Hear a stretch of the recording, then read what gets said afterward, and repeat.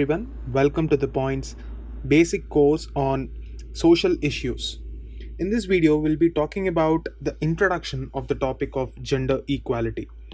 In this video, we'll be discussing about the scope of this topic, what this topic actually means, what is the meaning of gender, why is this concept very relevant in our developmental issues, and the entire understanding of gender equality will be discussed. To the students who just began their preparation, often when they look at this word gender equality in news or any common parlance, they get confused. Sometimes the word sex is used to refer to the biological identity of a person, and sometimes it is interchanged with the word gender.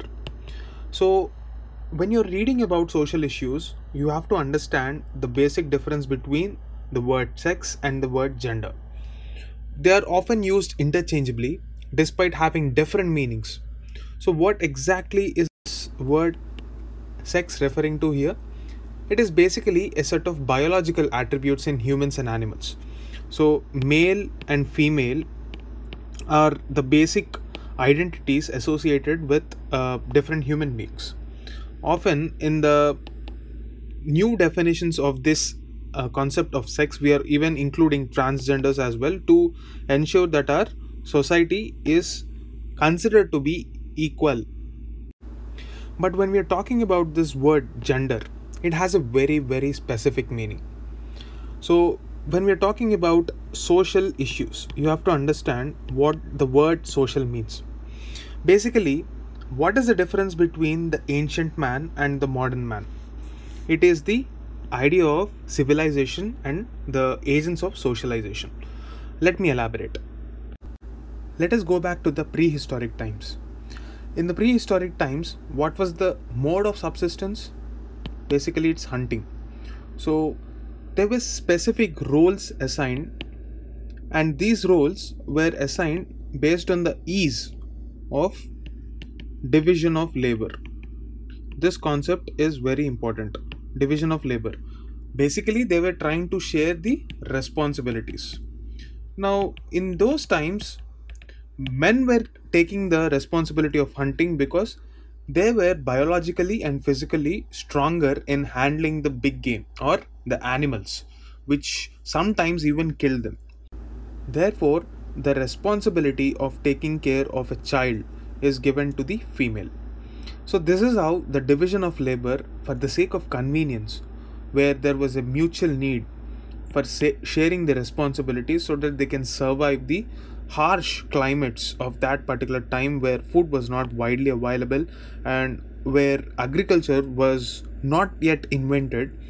That was the origin of this conception of gender. Now, how did this sex actually change into gender? We have to understand.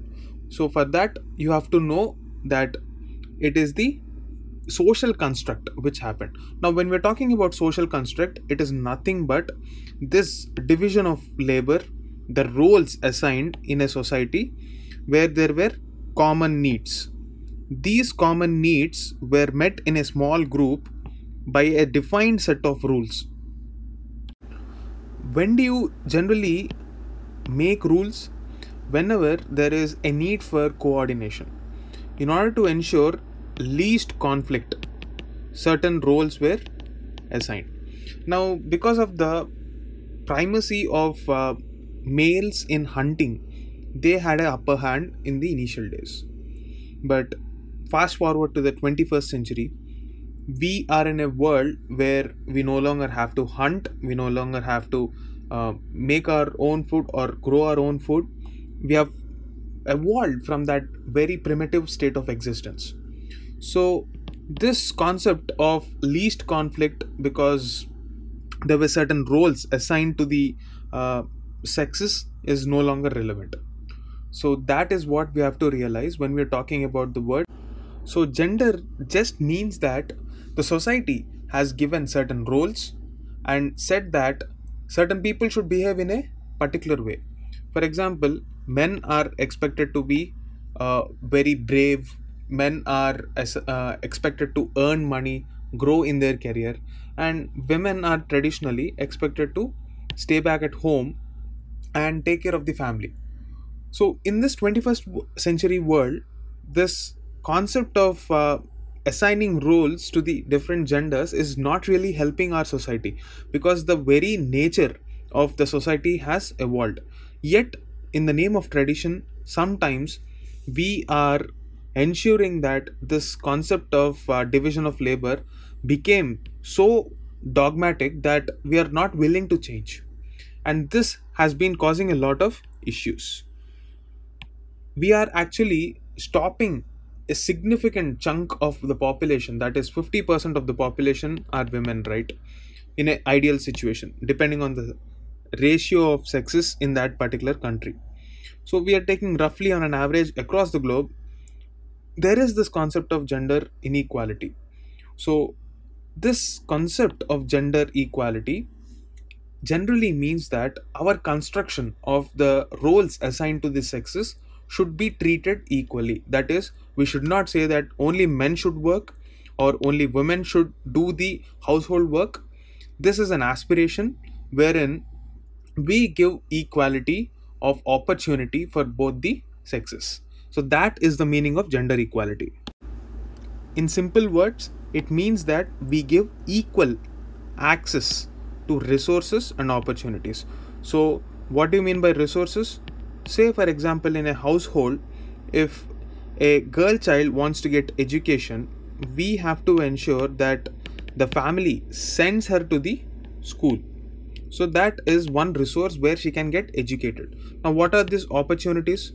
It just means treating women on par with men when we are talking about the idea of employment, or when we're talking about access to businesses, business loans, etc. So when you give this equal access to resources and opportunities, we are seeing a lot of results in the present day society. So this is an aspiration where we give equal access to resources and opportunities. So this is the basic funda. So this concept should be ingrained in our understanding, and this is the objective with which all the schemes will be designed going forward. So to extend this idea, you have to understand that while making a policy, the government will try to identify the interests, needs, priorities of both men and women equally. So the concept of gender budgeting is one such idea where, because of the historical inequality that women faced, some extra preferences to women so that they are on par with men. So you can take the concept of gender equality through this picture. This picture actually sums up the entire concept of gender equality. We're talking about access to opportunities and resources. Now, in this context, we have to understand, when we're talking about men and women, can you see that an African American woman similar to a Chinese woman or an Asian woman? That is not possible. Now, we have to respect this diversity of different groups of men and women as well.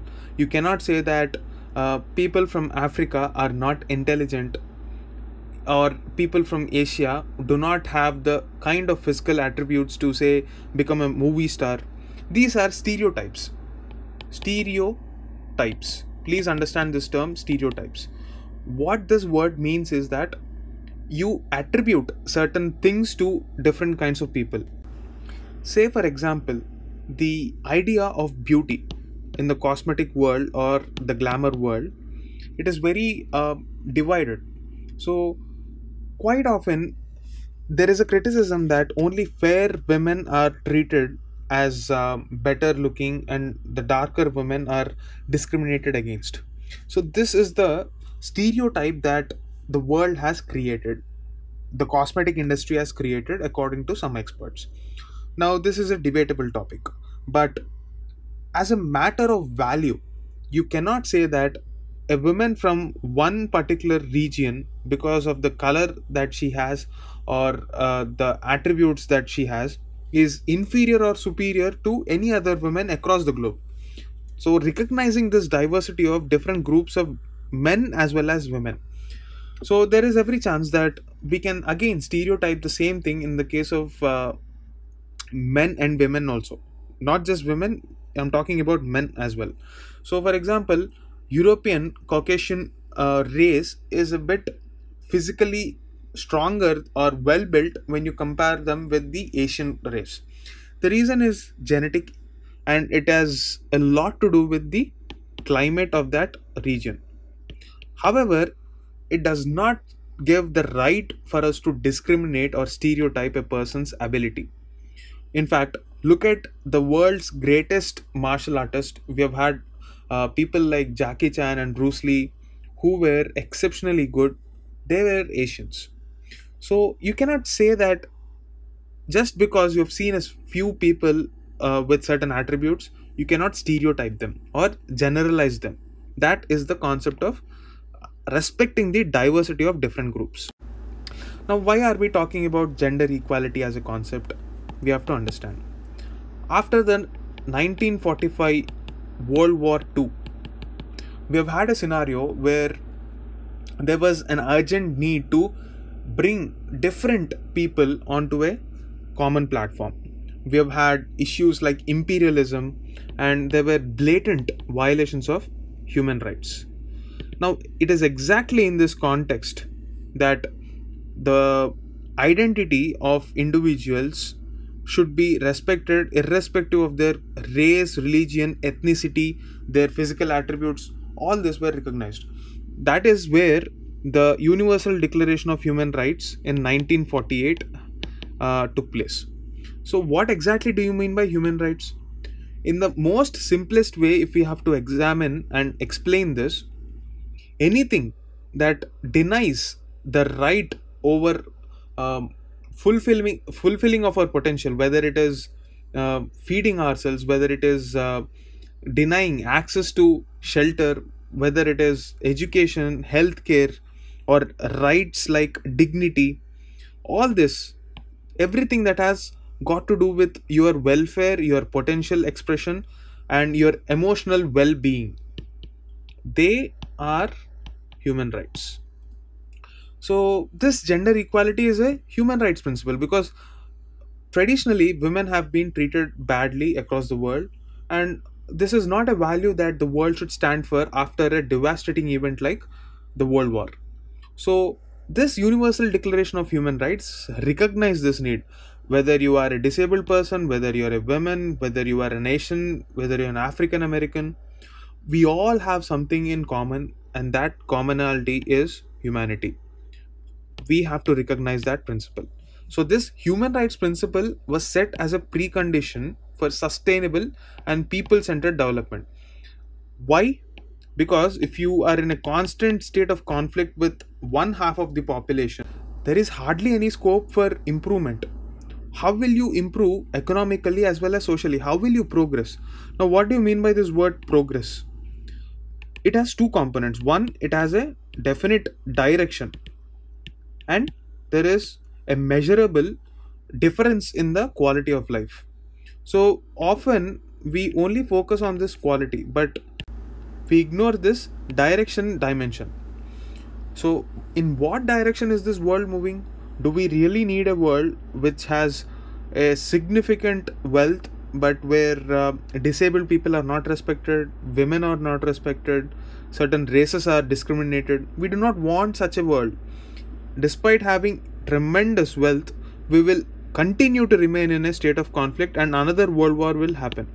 Realizing this, they have decided that in order to have a sustainable development, you cannot leave out anyone. Therefore, if we have to sum up the concept of gender inequality, it means that we are treating people unequally just because of their gender. That is, the socially given role to a person.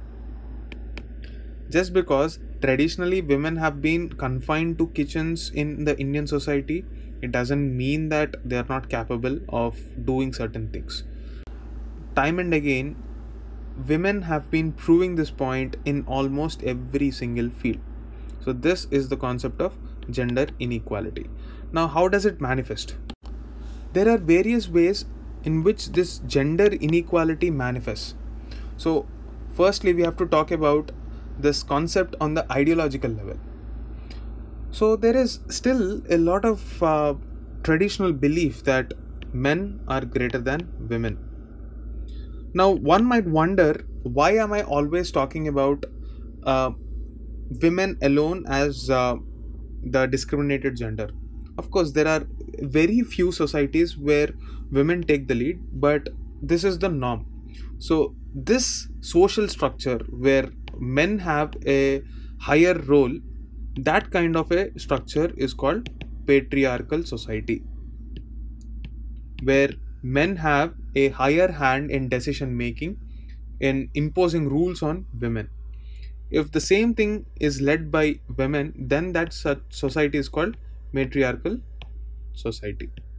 So India has traditionally remained a patriarchal society, and therefore we still call it a patriarchal society. So as long as we're talking about the context of gender equality, most often across the world you will be witnessing this trend where more and more initiatives are talking in favor of improving the standard of women. It doesn't mean that we are only focusing on women. Also, in the latest conception of things, we are also talking about transgender, where there is absolutely uh, no clear definition of this word transgender across the world. So it depends on the person identifying himself as either a male or a female or a combination of both the attributes. As a part of this liberal thinking, wherein we include even transgenders because they also have a life, they also want dignity, they also should be stopped from getting discriminated. So this ideological bent where there is a general belief that one gender is better than others, that needs to stop. So that is one type of gender inequality. The second one is economic inequality. Most often, a lot of surveys say that um, men in companies get salary more than women, and this is not just confined to lower levels. This trend has been observed even in the higher echelons of power. Even at senior level management positions also, women tend to get lower pay than men. So that is another manifestation of this gender equality. The third one is legal. When we're talking about legal domain, laws treat one gender in a more privileged fashion. Traditionally, this has been the case, but of late, things have been changing. We are making laws in such a way that women are given the advantage considering the patriarchal society that we are living in. So, for example, if a woman accuses of domestic violence, then the person is automatically treated as guilty, and the onus is upon him and his counsel to prove that he is innocent. That is the legal domain that we're talking about. Next one is opportunity based. So it so happens that in certain companies, opportunities are given to men more than women. Or in general, if you're talking about, say, hospitality industry, probably in that if you are applying for a role of a receptionist, it's more likely that females get more employment than men. So this is one example where we can say that gender inequality tilts in the favor of women and discriminates men. So it is not to say that only women face gender discrimination. As a value, if you're talking about equality, it should apply to both men and women. So it is not to mean that only women face discrimination. Sometimes even men will have discrimination. Now the last dimension is the emotional or psychological aspect of inequality, where you talk about women or men in a very derogatory manner, which impacts their emotional stability, their emotional morale. So this sums up the various types of gender inequality. Now, what are the various ill effects of this concept? Firstly, we have to understand that this social effects are very predominant. Gender inequality has unfortunately shaped our societies and traditions. For example, in ancient India and throughout even the modern times, up till 19th century, the practice of sati was actually propagated because of this gender inequality itself. So that is one problem where even traditions are so filled with superstitions, so illogical that they always discriminate one gender. Second one is the loss of talent pool. When we nurture the talents of one gender over the others, our talent pool is definitely diminished because this is not a competition. We have to grow together. This concept is not really understood by a significant chunk of the population. They treat it as a competition with the other gender, which is definitely not true. So the next one is about the morale, the confidence issues. Treating people of a certain gender differently can probably harm their confidence as well. Together as a society, if the entire community believes that one gender cannot achieve something, it so happens that the next generation of the kids in that gender will also stop thinking about achieving something big in their life. The next one is psychological issue.